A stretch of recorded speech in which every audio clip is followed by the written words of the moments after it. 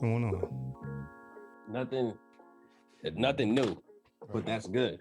Yeah. The same. If this is the same old, this is what I like.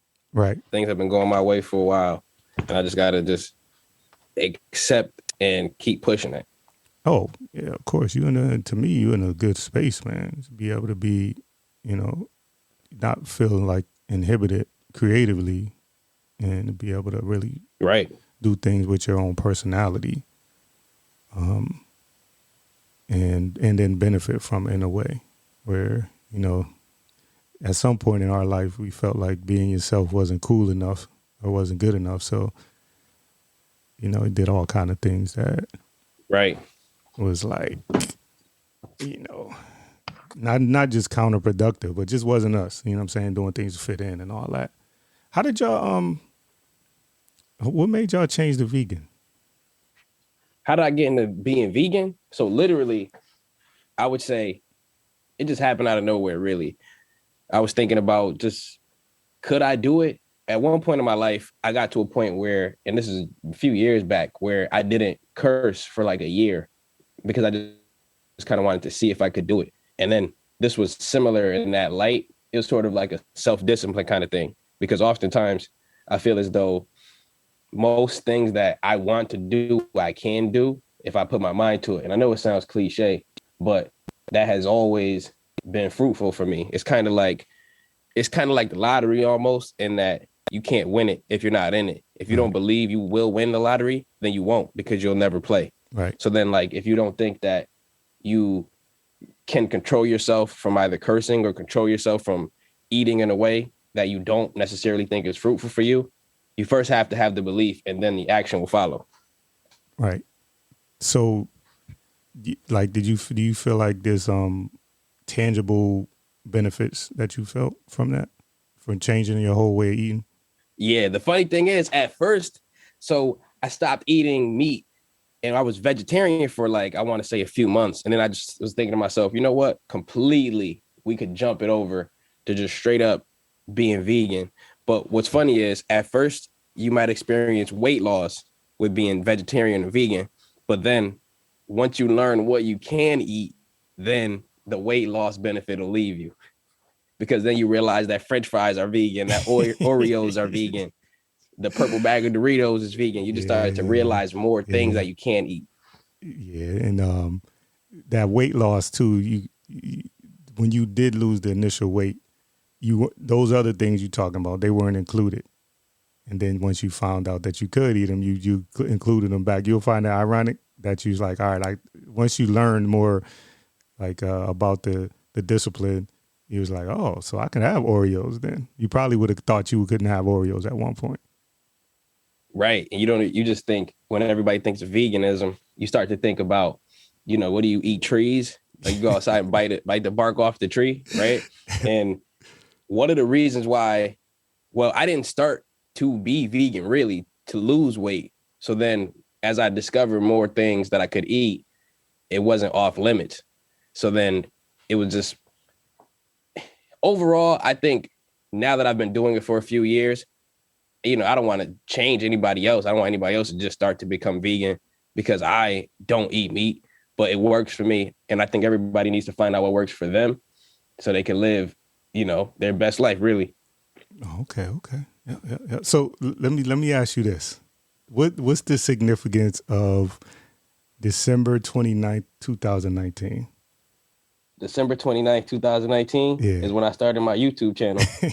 Right. You remember it was how to invest $50 for absolute beginners. Oh man. Yep. Oh man. Yeah, that was a huge time for me. So at the time, I was working as a professional full time, and I started to invest and save a few years before this date. And knowing me, I'm the type to sit down, get a napkin, write a whole plan of how I could grow my money. So then I started to look into it. How are other people doing it? People have gotten rich. People have become from nothing to something. How are they doing it? And now that we have the internet at our fingertips, we have an opportunity that people in the past have not had. So then when you think back to your granddad, your grandmom, your dad, your mom, all these other kinds of people in the past, they didn't necessarily have the access to the information. But now that we have it, it's in our best interest to use it. So then I was thinking to myself, the only reason that people think that they can't invest is because they think they need to hit the lottery and then invest, or they think they need to be on Wall Street to invest, be an investment banker to invest. But then I saw that you only needed $50 at the time. And even then, it was probably even $10. Today, it's $1. You can invest $1 today. So I had to encourage everybody, because I knew, and I encourage everybody who's listening to this to use what is called an investment calculator. Literally go to Google or wherever search engine you use and look up an investment calculator, and then play with the numbers. See if you get on average for the last 100 years, even more than that, the stock market has given a return of about 10%. So let's be conservative and let's step it back and say 8%. If you get an 8% return, use that number, maybe even 7. Be super conservative. You never know what can happen in this life.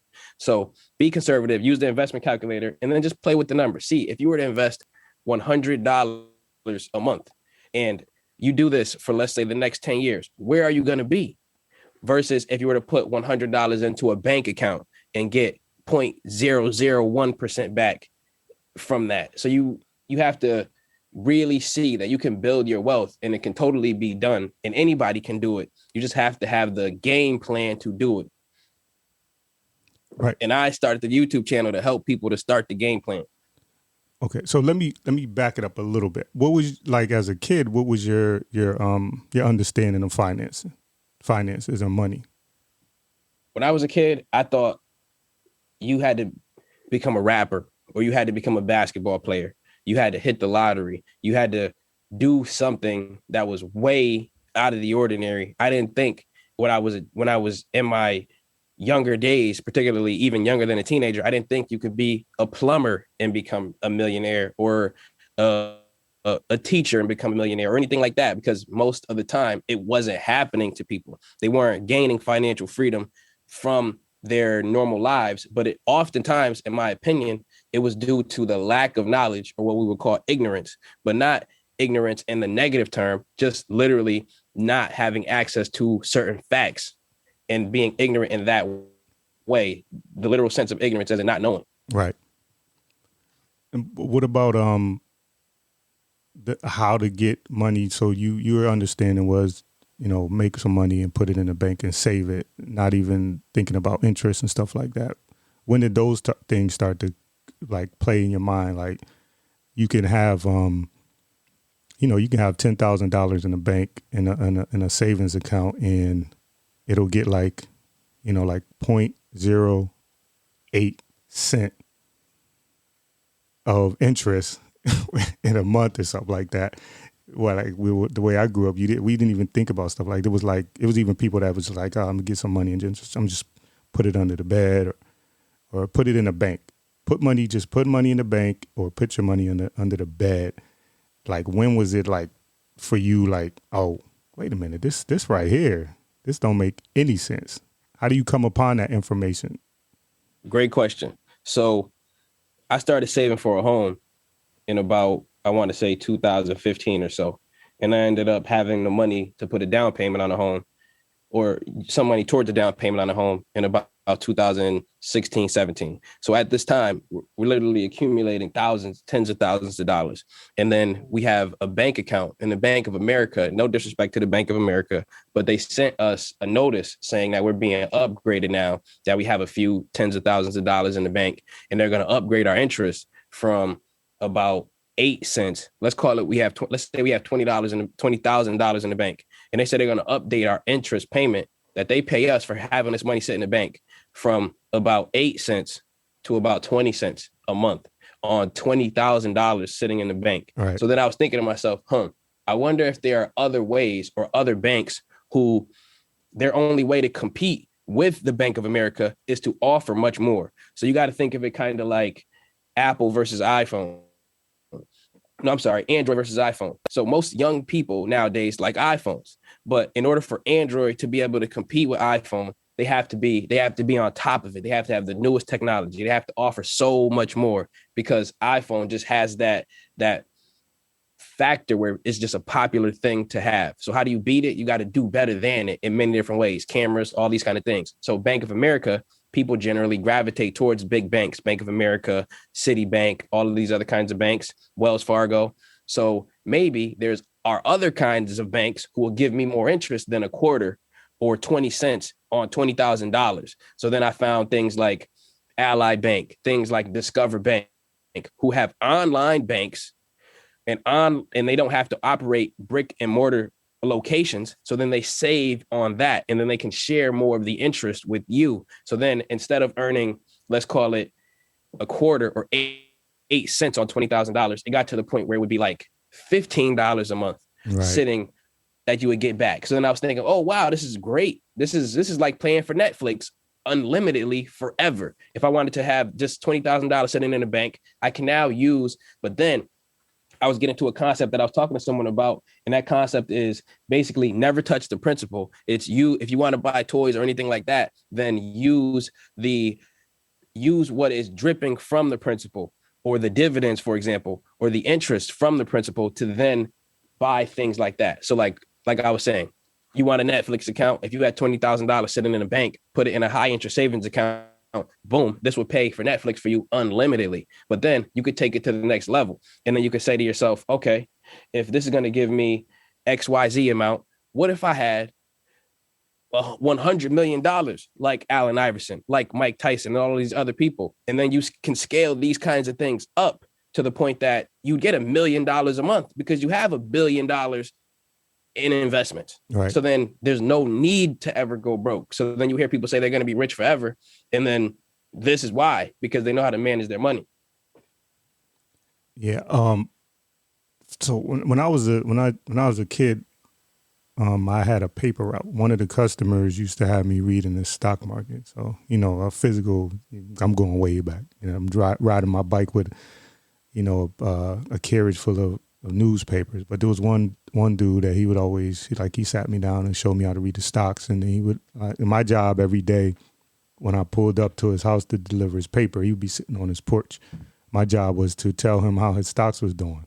I don't remember if it was daily or if it was weekly, but I remember him asking about his stock. So I would, before I got my papers, I would open them up and look and see his stock. So I'd be ready. I'd be all happy to tell him how his stocks were doing or whatever. But when I stopped delivering papers, the stock market went out of my mind, out of sight, out of mind. You know what I'm saying? And then I bought into the rat race of, you basically work till you're 65 and then you retire. So, what brought you to the stock market? So, and that's a great question too. So it's the same idea as, okay, if we go from, for example, and you can use the Bank of America. Bank of America is great, but if we go from the example of having $20,000 in a Bank of America, and then you upgrade because you realize that you were getting 20 cents a month on that, and you say, okay, that's not so bad. And then you say, you know what, there's something better. You go to, for example, Discover Bank or Ally Bank, and now you're getting $15 a month on that same 20,000.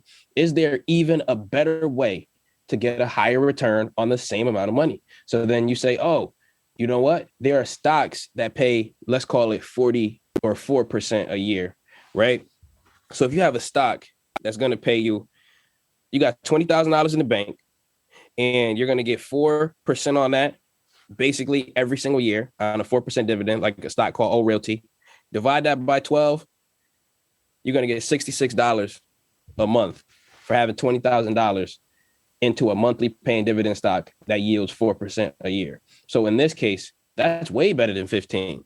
So then the thing with the stock market as well is that it tends to trend up. And this has been true for over a century. So you put the $20,000 in the stock market, it gives you $66 a month because you invested into something like O Realty Income Group, right? And now the principal is going to go up because the company is going to grow. So one day that 20,000 you're going to put in is going to be 22,000, 23,000, 24,000. And then your income will grow with it, but you don't have to do a thing or lift a finger or understand real estate or anything. You just put your money with something else that knows how to grow it. And that's what people don't understand about investing, is that when you invest into a company, you literally are part owner of the company. And a good example of that is like Disney. You invest into Disney.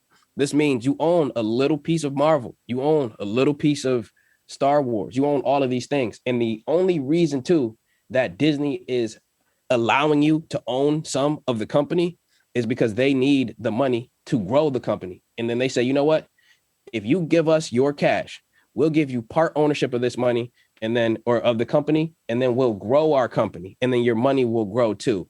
So when you invest, you have to really think to yourself, if I have $100 sitting right here, could Jeff Bezos use it better than me? Could Disney use it better than me? Could all these other things, could Apple as a company do more with the $100 than I could? And then you allow them to use it, and then they give you part ownership of the company, and then like clockwork, they grow the company. So what was your first stock? My first stock? What was my first stock? To be honest, oh man, I wish I knew. I want to say it's Apple though. Mm-hmm. Apple is probably my first stock. If not Apple, then it would probably be Tesla. But I totally and utterly believe in these companies. But particularly, if anyone is a new investor and you're listening to this, not financial advice, but look into investing into Apple as a company. Generally, everybody believes in this company. And you may not even like Apple phones or Apple technology, but you know when the Apple iPhone 13 comes out, there's going to be a line around the block because you know that other people buy this stuff. So you might as well invest into something that people believe in as a whole. How long did you like do your research as far as with Apple? How long did you research before you like parted with your money? Good question. So with Apple, I did a little bit of research on Apple. I didn't know at the time how to read an income statement, how to read anything that they were filing with the government, the SEC. I didn't know how to read any of these forms, but I knew that I believed in the company. So after a while of starting to invest and starting to realize that I now own some of this company, I wanted to see why do people believe in this company? Why is this the number one company in the world? What's going on with that? So I actually jumped in the water and then learned how to swim. Oh, okay. With that. So did you like budget, put money aside, or did you just go in with money that you really didn't have because you felt so strong about the stock or the company? I see. So with this one, whenever you're investing, by and large, you don't want to put money into an investment that you're not willing to lose. And this is just a rule of thumb. But if you really think about how people invest, for example, if you were to ask Elon Musk or Jeff Bezos, one of them, they're probably the richest guy in the world right now. But at this point, most of their money is not in cash. Most of their money is in their business, Amazon, Tesla, something like that, right? So they can't lose $200 billion. They're not ready to lose that, but they have it all tied up in these investments. So you ask yourself, why is that? It's because they have such strong companies at this point that they totally and utterly believe it. And they're totally and utterly into it. So when you want to invest large quantities of money, first, you have to get acclimated and understand how the stock market works and understand why you believe in a company. But what you should start to do is they call it paying yourself first.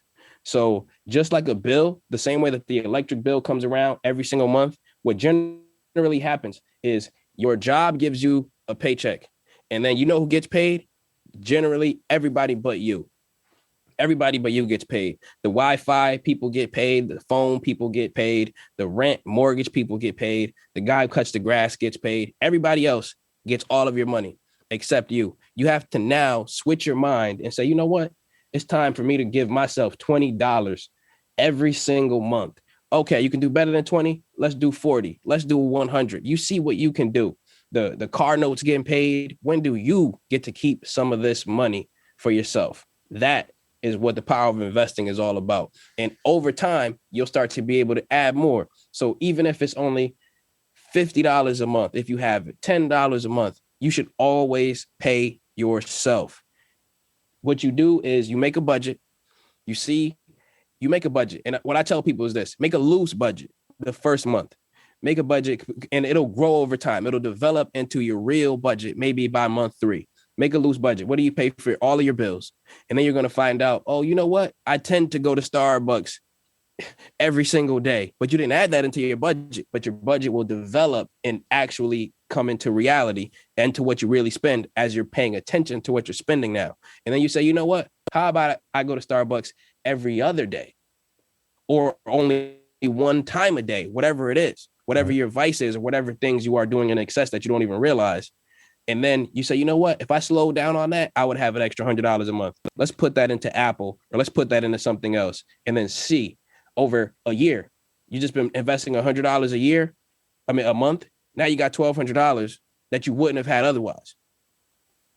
Right. So, but like at some point though, there was, you know, you got to this point because I know, you know, just, you know, growing up, you kind of, you develop certain habits and your mindset is a certain way.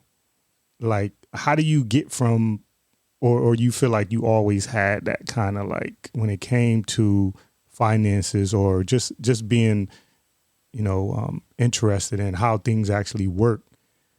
Because stocks is not like where we from, you know, people are not growing up talking about stocks necessarily. So there was something that was like a switch for you to, something happened or there was something, was it just the way you were living? You just that need for like, this is a better way to do things. Was it just that got you into trying to figure out, you know, especially because it led you to the stock market, but like, how do you get to that? How do you get to somebody who, you know, like you said, you know, oh, well, I got Netflix. I want to watch Netflix. How do you get from having Netflix and wanting to watch it to saying, yeah, this is entertaining, but I could be doing better things? I mean, specifically you, how did you get to that space where you decided to do different things and focus on like I said, because other than that one customer, I didn't have any conversations about stock as a kid. Right. You know what? With me, it really, and I have this in a really early on video, and it's about Allen Iverson and how he got like a $100 million deal, $100 million deal. And then all you hear, and this is like rookie deal, and all you hear is Allen Iverson went broke. He went broke, blah, blah, blah. And then you might even hear that Allen Iverson didn't go broke. He's not actually broke. He's getting, I don't know if it's $50 million when he turns 50 or something like that. But when you think about it, his peers, Kobe Bryant, Shaq, Michael Jordan, these are Allen Iverson's peers. If Allen Iverson has $50 million, he's broke compared to his peers who have almost $1 billion, if not $1 billion, hundreds of millions of dollars. So what happened here, right? And then you get to the point where you think, okay, are people in this case who didn't start with the stock market or using the stock market, they didn't know how to manage their money. So like for me, for example, I would say I was just exposed to it from the internet, just being exposed to it from the internet, but it really branched off. And I would say it really started with me with saving tens of thousands of dollars because I was starting to want to have a home, and then I realized, whoa, I could save tens of thousands of dollars once. Why can't I do it again? And then it was just sort of a snowball effect. So I would say what really got me into investing was first starting off with home ownership and then having to make a plan to then live under my means. And just for everybody who's listening to this, I want you to hear this. If you don't hear anything else, however much money you're making right now, that's important. But how much money you get to keep is even more important, because if you are living under your means, you are on your way to wealth. That's literally it. You could be a plumber. You could be a doctor. You could be whoever. If you are living under your means, you are on your way to wealth. And every single time you get paid, you are going to be slightly richer, slightly more wealthy, slightly more just close to financial independence than you were literally last paycheck. This is how you do it. This is how you build it. And then if we had this knowledge 50 years ago, your granddad, your grandmom, whoever, if they would have saved and passed down something to you and gave you just a step in the right direction. And this is no knock on them because they didn't have the internet. In order for them to learn all of these different things, then they would have had to either travel somewhere or even be motivated to travel somewhere. And the motivation wasn't there because no one was talking about it. Oftentimes these things aren't brought up in school. you'd have to go to higher education to learn it. So it just wasn't, the information wasn't readily available. So this isn't to knock anyone in the past, but now that we see that maybe most people will never become a millionaire. Maybe most people never become a billionaire or 100,000 or whatever. But are you going to leave the people who depend on you with one step above where you started? That's what this is all about. Right. That's the power of investing, to leave the next generation one step above where you were, if not as many steps as you could possibly leave them with. Right. So now, how do you go from buying stock for yourself and setting yourself up to wanting to tell people about it and then creating a lane on YouTube for it? So with this, and I have a saying, and everybody who listens to me, they'll know this, but it's we headed straight to the promised land. I'll see you there, right? And I always say, I'll see you there, because imagine a world where you're the only person who made it. You're the only person on top. You're the only person who won. You're the only person. It's like a zombie apocalypse, and then you find yourself in a bank vault with gold and money and everything else. It won't mean a thing. So you want the people you love, the people you care about, to make it there too. And then you realize that you can help even more than the people that you know immediately, because the knowledge that you have has oftentimes been held behind closed doors or been in secret or anything like that. And you say, you know what? Everybody deserves to know this. Everybody deserves to know that you can live under your means. If we'll use Allen Iverson, for example, again, if you got a $50 million deal, you know what? Nobody you've ever known or $100 million deal, nobody you've ever known have ever had money like this. So that doesn't mean you jump up to a $100 million lifestyle. If you just gotta, and let's take it back to reality, to a more realistic thing. Let's say you become a plumber. Plumber, great job. You become a plumber, you become the cable guy, right? Let's say you're making $20 an hour, $40 an hour, whatever you're making, right? You're not making 100 million like Allen Iverson, but you know what? This is a new job. Maybe you don't need to go get the best Mercedes-Benz and have a $600 car payment, $800 car payment. Maybe you don't need that. Maybe you just go get a $300 car payment. Maybe you get no car payment. But don't give everyone your money as soon as you level up. That's how you build wealth. That's what's important. And I felt like I have a video called Lifestyle Creep. It might be called Why You Feel Broke. And it's all about when we level up, we increase our lifestyle with it. We go get, you know what? We got one car, we got to go get two. We have all of these different things, and we always creep our lifestyle up, and we never feel as though we are comfortable in the money we have, because we keep on giving it back to the people who gave it to us in the first place. And you earned your money, and then now, okay, you can't wait to give it back to all of your bills and then create new bills. Right. And then I felt like I needed to show everybody how you could stop doing these things and start to build wealth for yourself. And then I think that the message was so pure that it really caught on in a way that I never imagined it would. Yeah. In a way that I didn't aim for it to.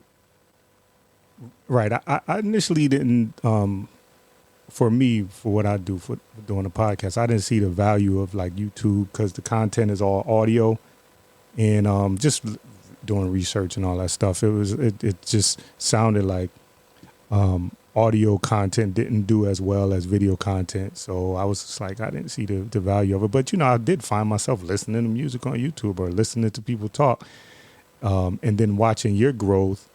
It kind of changed the way I looked at it. You know what I'm saying? And so I'm rethinking, like, so I started rethinking. I'm like, man, I want to get into the video production and all of that stuff. So what you're doing, not necessarily the, that the fact that you're doing it and it's working for you financially, but just the fact that you're able to get your message out, and watching you grow and watching the changes that you made to your video production, to, the way you message. Because I would say like the first, that December 29th one was kind of just like, you're just kind of chilling and whatever.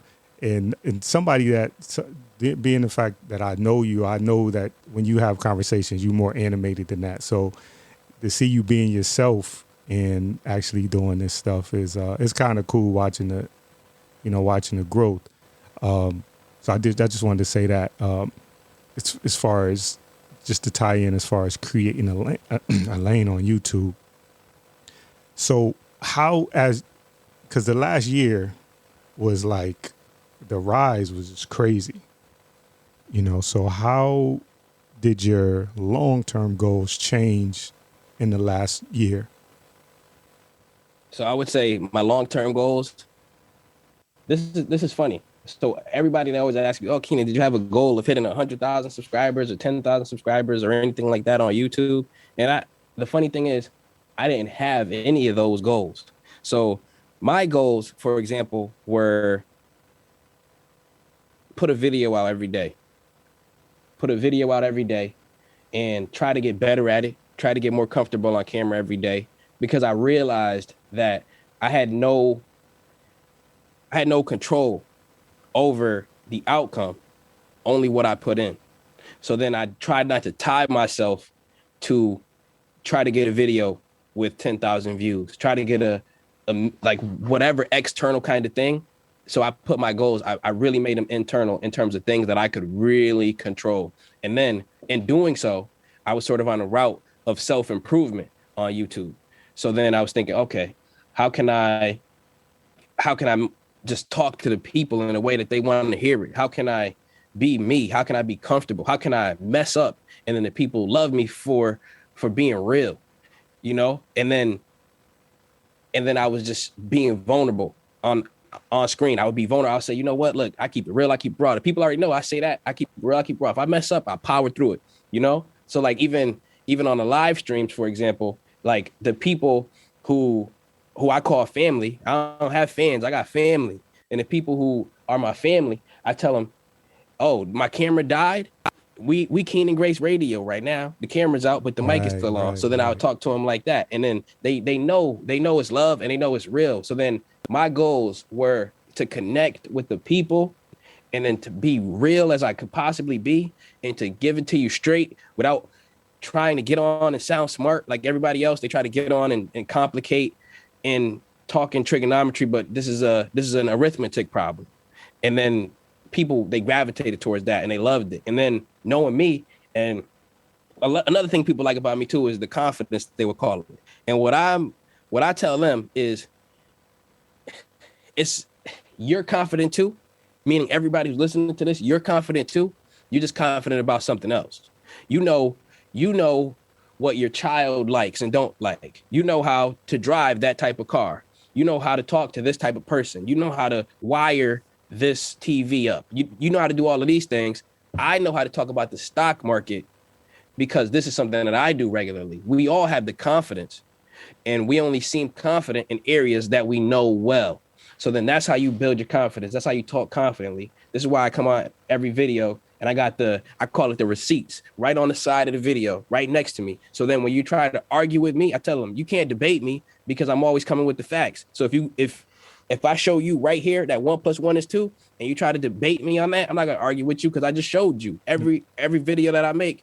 I got the receipts. So then this is where the energy comes from. This is where the heat, this is where the passion comes from, because I'm comfortable with the family. They love me for being so real, for keeping it down to earth, for always showing the receipts, for not being perfect, right? So then these were my goals. My goals were to connect to the people, to be as real as I could be, and not to be like better than anybody else or big and bad and nothing like that. So then, and not to get 100,000 views or 1 million subscribers and all of these. Those things will come or they won't come. But as long as I could be true to me and be happy with the person I see in the mirror every day, that's a win for me. And that's my goal. And that's how I hit my goals. My next goal is just to keep putting videos out and keep connecting with the people. And I'm going to hit that goal every single day, because every single day I got at least one new person who's ready to have a conversation about how they're new to the stock market or they're new to investing. And then, you know what? I could learn from you. I can learn from you. They can learn from me. And we have an understanding. That's the goal. Connect with the people and make the next generation better than we were. Right. So I know that from what I do, when people see especially the pre-recorded videos that you do, they don't see the time. And I know anybody that creates content, they know the struggle and they know the amount of time you do, whether you do it in one take or not. Even if you do it in one take, you've probably practiced, what you want to say. At least the words, or at least the overall point of the video. So I know how much energy it takes. And then to do like these 2-hour lives where you're just, it's basically you. I know you're reading the comments and, but it's you, and and you're going and your energy's high. So I say all that to say, like, what do you do to decompress or in your downtime? Because you also, you make videos, but you do have a 9 to 5 and, do have family obligations. Like, what are you doing when you turn that camera off to decompress from it? Or is your mind always racing? What do I do to decompress? So it's funny you say that. I'm all in with the stock market, with educating people. I'm all in. I drank the Kool-Aid. So at this point in my life, I think I'm very fortunate in that I've always been a person to be all in on certain things. Like when I, going to school, going to college, all in. You know what I'm saying? Like I'm all in. I'm trying to, like I was saying, save for a house, learn how to understand the stock market, learn how to understand YouTube. I'm like all in all the time. And this is just a natural personality trait of me, to the point that I would need to decompress if I wasn't doing something like this. Right, so like I really need to have a focus, and I need to have something that I can build. And then now that I have that, I don't need a vacation from it. Right. This is my vacation. And because and most people, and I was speaking with a few people about this even yesterday, about how even the term vacation, and this isn't to like tell people what they should do, but this is just who I am. Even the term vacation, which means to vacate, you want to like leave where you are and go somewhere else. I've never been deeply, and this is extremely uncommon to my knowledge, I've never really been into traveling like that. Right. Because I've never needed really to escape. I never really needed to escape. I never really needed to go somewhere else. I like it. I enjoy it. I'll go and I have a blast, but I never needed it. How people say, oh man, I need a vacation. It's just never been me, because I enjoy what I do. I enjoy the work that I do. I enjoy the people who are around me. So then I never really feel the urgency to just back up and step back. I always think, how can I step forward? And one day maybe I will feel that way, but at this point I don't. Yeah, you when you when you doing well, when people around you, or for instance your dog, became a little bit of a star. Oh, right. People rooting for Brownie. That's when you like, when you got people who genuinely rock with you, when they. That's right. Or how you feel about like seeing your face on T-shirts or products and stuff like that? So you would think that was weird, right? So I'm cool and comfortable with it, seeing people doing that. What was weird though, and I think that it's what was the weirdest thing of all, is if you check any of the YouTube videos from any finance YouTuber or anybody like that, you'll see fake accounts. And we block them all the time, but they just make 1,000 more and just keep coming back. You block them, they make 10 more. It's like the Hydra. You cut the head off, 2 more grow back in. Right, and that is weird, or that was the weirdest thing. I think I got to like 8,000 or 10,000 subscribers at the time. At this point, I'm at like 330,000. But when I got to like 10,000, this is like really a new level of like just interest in my content. And then I see an account and it's me. And I'm like, but I didn't make that account. That's so weird. So then I block it. And then a few days later, I see 5 more. And I'm like, what the heck is going on here? Right. And this was absolutely the weirdest thing. I was thinking people are impersonating me, trying to scam others. So then coming down from like something malicious like that to then having my face on a shirt, like in terms of like people just buying products from me just to show love, like that was easy to digest after thinking about people trying to scam people with my likeness. Right.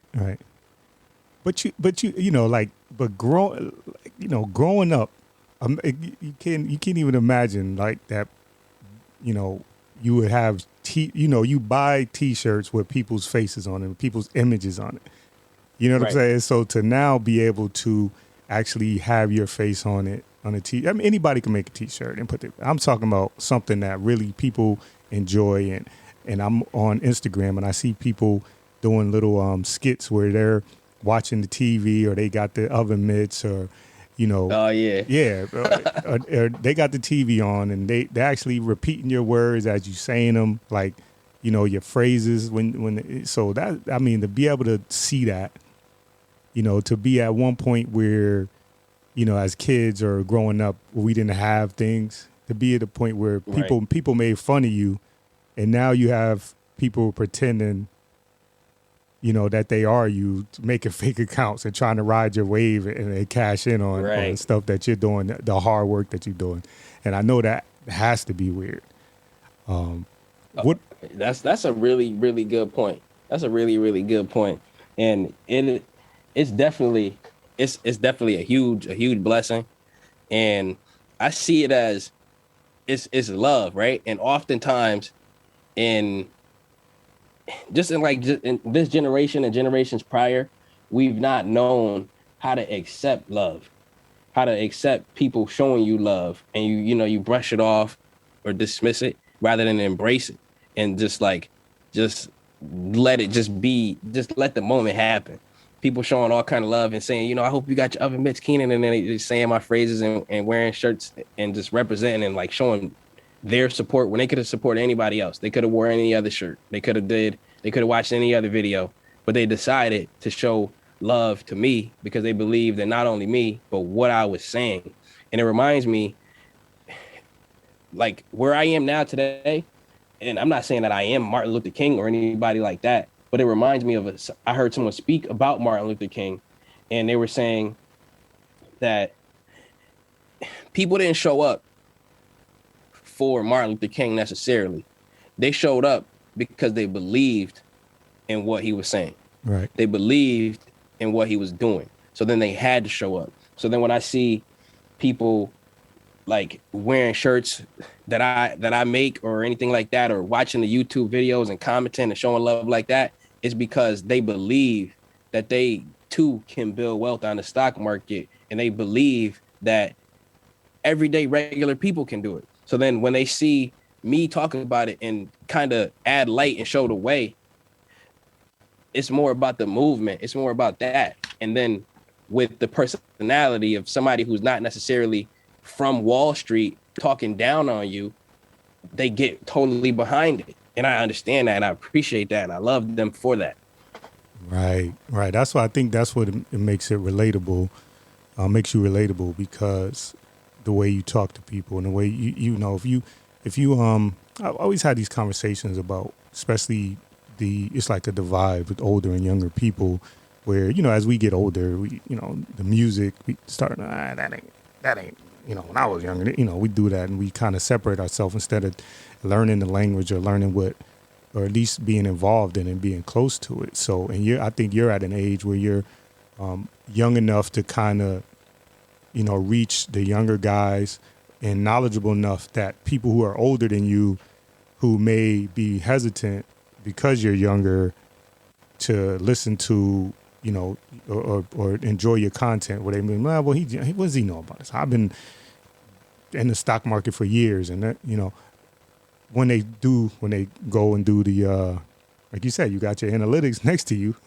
or when they do their own research, it's like, oh, okay, this guy, and I know, like, I talk to people, and it's like, I talk to people that talk to people, and I'm not exaggerating. I talk to people that talk to somebody else that know who you are and watch your show. And it was like, yo, I was talking to so and so, and it was like, like one of the guys tried to put somebody onto your channel, and the guy was like, oh, I'm already subscribed to Kenan, so, That's love. Yeah, man, people really, really, and but part of that is that, authenticity and, like you said, that confidence. But you also, if you did all of that, and you were putting, as they say, syrup on shit, then it wouldn't matter, because you can't hide that. So I think Right. that's really going to serve you well. Now, are you a fun-loving guy who doesn't mind being made fun of? Oh yeah, you gotta be. You gotta be. If you want on the internet and you yelling like me on the internet, Yeah. people are gonna people are gonna have opinions on that. People there have been YouTubers who made videos like in response to me and everything like that. But what's interesting is though, you can't it's like this. You can't try to dim someone else's star and expect yours to shine brighter. Right. So then it's always whenever I see something like that, if anything else, I don't even check it out. I don't even check it out. Not because I'm too big to check it out or something like that. It's just if it's hate, then I don't need that energy. There's somebody right now in my comments, I imagine, that's trying to ask me a question about some investment, but I'm over here giving attention to somebody who's talking down. Nah, I'd rather go talk to this other person. So it's like who needs me, who values what I have to say, than Right. to give time to even refute what somebody else who I consider hating or talking down has to say. I'd much rather devote the time to the family. Like when I got a Discord, a private Discord, and this is like a private community where you can chat with everybody who I call the family, right? And there's thousands of people in there, and I'm in there chatting it up with them, and they're like, "Man, Kenan, I really like how you were in here just talking to us. This is crazy. I feel like I'm talking to a celebrity." And I'm like, "Listen, I'm human just like you. I'm not too big to talk to you. If I see it, I'll respond to it. Sometimes I get enough messages where I might miss yours, but it's not because I ignored you. It's just because I just happen to not see it because of the pure volume." Right. But it's like this. That's in my opinion. You got to stay humble. You got to stay humble. You could get anywhere. It's like for example, one thing about people. Here's an example everybody might know. So Elon Musk, for example, when Tesla was $900, Tesla is like what, $700 right now. But when it was $900, like 3 months ago, he was the richest person in the world, even richer than Bill Gates, who had to create Microsoft to become Bill Gates. He was richer than Jeff Bezos. He had to create Amazon to be Jeff Bezos. And then this guy, Elon Musk, all of a sudden richer than both of them, right? And he goes on a show, for example, like Joe Rogan. He's talking to Joe Rogan, and Elon, he's literally sitting down and smoking with Joe Rogan. And to all of us, wow, Joe Rogan is this huge creator. He got a $100 million deal to go to Spotify. To Elon Musk, $100 million is probably like a penny. He probably made and lost that in the last 5 minutes. So it's more, and he doesn't need to advertise Tesla. Tesla is such a company that is selling itself. So what does he do? Why does he go to things like Joe Rogan? Why does he respond to people on Twitter? It's because he didn't lose who he was before he is who he is now. Right. And he still can come down and engage with everybody who he gets a chance to. He'll respond to you on Twitter if he sees it. You just got to understand the volume is just crazy. He'll go on Joe Rogan. Just because Joe Rogan made $100 million, that means nothing to somebody like Elon. So he doesn't need Joe Rogan's platform or anything like that, or even talking to anybody you see Elon talking to. He doesn't talk down to them, nothing like that. So then when I see people who become too big for themselves, you were never the richest person in the world. And even one of the richest people in the world is kind of humble in a way. Right. So we all got to just step back and say, you know what? I'm going to keep it all the way real.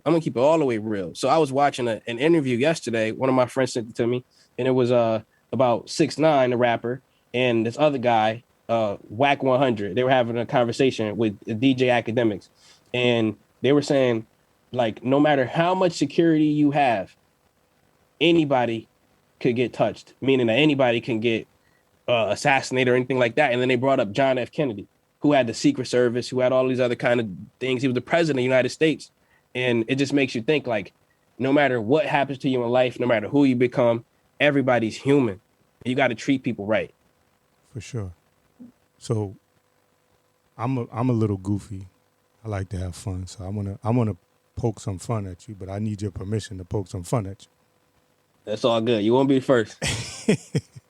All right, so I bought up December 29th, 2019.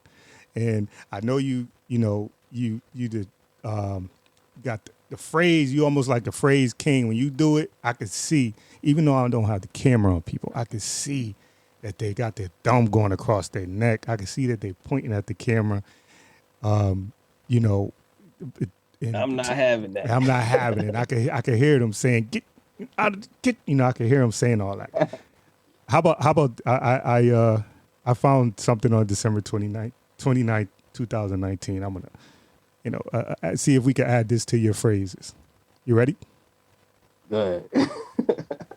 Congratulations, family. You made it to the end of the video. So, if you can think of someone who needs to learn how to start investing and they think that it might be a little too hard for them, send them my way. Don't remember to forget to remember. What am I talking about? I don't know. I draw a blank. Do you think we could get that? You know what? I don't know if that's gonna fit on the shirt. I don't know if that's gonna make the intro too long. But you know what that just showed me? That just showed me, like, hindsight, man, I was destined. I was destined to be one of the realest. Yeah, I was destined. And you kept it in there, and it's still there. And it's still there. It's still there. It's still there. Well, maybe And not the whole that's thing. That's a huge sign. Yeah, maybe not the whole thing. Maybe just like the don't remember, the not to forget. To what am I talking about? You know what I'm saying? Right. I was so when I was preparing, I was like, I gotta find something. You know, I said, let me go back, because usually that's where you find the you know, those type of things right at the beginning. Because everybody I research and everybody talk about that their first, like they always say, man, if you go back to my first recording, you're gonna hear me. I'm stuttering, I'm stammering, you know. So I said, let me go back and see, and then you know, of course, with your permission, man. You got a brand. I ain't trying to, you know, bring down your brand. That's funny. Like I'm telling you, like I forgot all about that. But again, like I'm thinking to myself, like, it's for anybody who's listening to this who is interested in becoming a creator of any sort. Never make yourself too big to be made fun of, or make your armor look as if it's unable to be pierced. Like, you don't want to have it. You don't even. It'll hurt you more than it'll help you. And I've seen it happen to creators time and time again. You might even have somebody in mind that you've seen and you're like, oh, wow. Like, it's like Michael Jordan when he played against Iverson and he got crossed a little bit. And when you watched it, he was still on him. Yeah, oh yeah. But like, he got crossed a little bit and people are thinking, whoa, this could happen to Jordan, because they thought he was invincible. They thought he was Superman. You never want to appear as if you're Superman. You want to be Batman. You want to be Batman. Batman is prepared for this. Right. You want to, he prepped, he thought about this. He has known weaknesses. So then he just set up the game so that he can win. That's what it's about. You don't want to look like Superman, because then people want to see bleed. Right. I like that. All right, Kenan Grace.